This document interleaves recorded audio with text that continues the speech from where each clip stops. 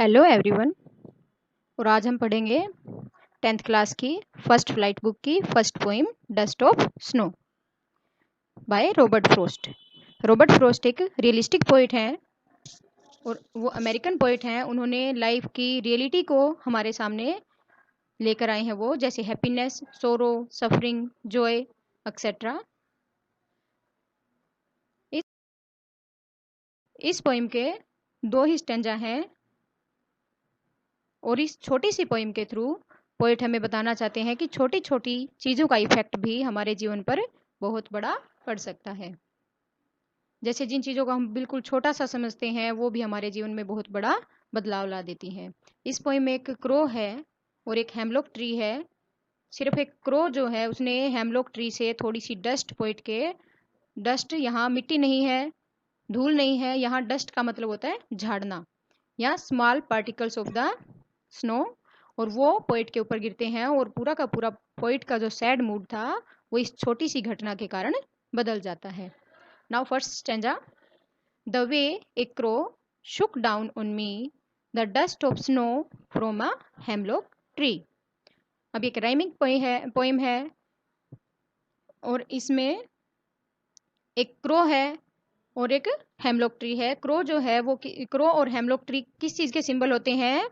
Despair के, death के, fear के, ग्लूम, डार्कनेस, सैडनेस, ये और ओमिनस सिंबल होते हैं ये।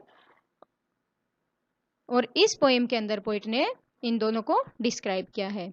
हेमलॉक ट्री एक पॉइजनस ट्री होता है जिसके छोटे छोटे वाइट फ्लावर होते हैं और इसको धतूरा भी कहते हैं। The way A crow Shuk down on me the dust of snow from a hemlock tree. यहाँ मी है पोइट, तो पोइट एक हेमलॉक ट्री के नीचे खड़े थे और एक क्रो, यहाँ पोइट ने क्लियर नहीं किया कि क्रो उसके पेड़ के ऊपर बैठा था या कहीं से उड़कर आया या पेड़ के ऊपर से उड़कर जा रहा था। तो क्रो जैसे ही हिला, हिलने से, क्रो के हिलने से कुछ डस्ट, स्नो की, बर्फ की कुछ डस्ट पोइट के ऊपर गिर जाती है। डस्ट यहाँ धूल नहीं, झाड़ दी कोई डस्ट। पोइट ने कहा है कि क्रो ने उसके ऊपर थोड़ी सी बर्फ गिरा दी, बर्फ के छोटे छोटे पार्टिकल्स गिरा दिए हेमलॉक पेड़ के ऊपर से। और यहाँ नीचे वर्ड मीनिंग भी है, इनको आप पढ़ सकते हैं। अब सेकंड स्टेंजा में पोइट हमें बता रहे हैं कि कैसे उनका मूड एक छोटी सी घटना से चेंज हो जाता है। फर्स्ट स्टेंजा में पोइट बहुत उदास थे, बहुत सैड थे, पर सेकंड स्टेंजा में जब क्रो ने डस्ट पोइट के ऊपर गिराई तो उनका मूड चेंज हो जाता है। Has given my heart a change of mood and saved some part of a day I have rude.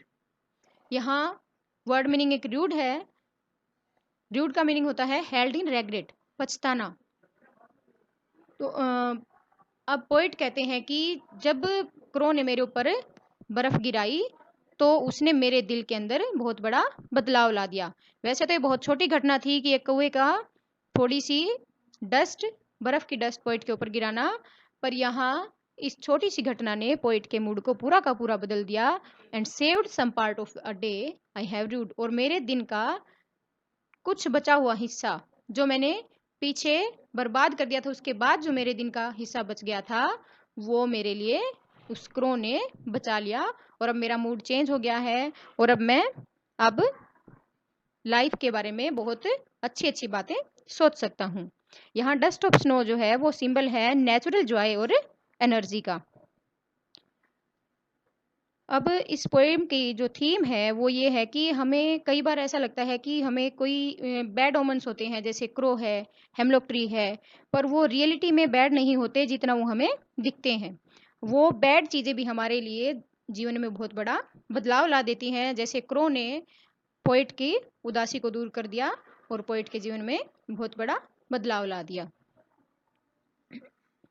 अब इस पोएम के अंदर पोइटिक डिवाइसेस हैं जो है, एक है आयरनी भी है इसके अंदर। आयरनी इसमें क्या है कि क्रो एक मैसेंजर ऑफ डेथ होता है, परंतु यहाँ क्रो की जो छोटी सी मोमेंट थी उसने पोइट के मूड को चेंज कर दिया।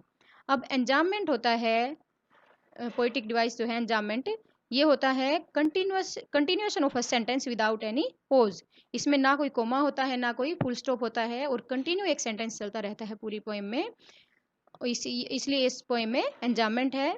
और इसमें अलिट्रेशन भी है। अलिट्रेशन होता है अनुप्रास अलंकार, जिसमें अल्फाबेट्स की रिपीटेशन होती है। जैसे यहाँ है सेव्ड और सम, इसमें एस और एस। ऐसे ही कॉन्सोनेंट्स है। कॉन्सोनेंट्स को हम कॉन्सोनेंट से भी समझ सकते हैं कि रिपीटेशन ऑफ कॉन्सोनेंट साउंड। जैसे लास्ट लाइन में डे आई हैव ड्यूड, तो डी डी और डी, ड साउंड इसमें रिपीट हो रही है। और इस पूरी पोइम के अंदर राइम स्कीम है। राइम स्कीम जैसे इसमें फर्स्ट जो है स्टेंजा, उसमें ए बी और सेकंड में सी डी। अब देखो जैसे सेकंड स्टेंजा में है हार्ट पार्ट, मूड और रूड। यहाँ हार्ट और पार्ट की सेम साउंड है, इसलिए सी है, और मूड और रूड इसकी सेम साउंड है, इसलिए ये डी है। और इस पोएम के अंदर यही थीम है कि छोटी छोटी चीजें भी हमारे जीवन में बहुत बड़ा बदलाव ला देती हैं। कोचिंग। और अगर आपकी कोई कमेंट है या कोई क्वेश्चन है तो आप कमेंट सेक्शन में कमेंट करके पूछ सकते हैं। Thank you.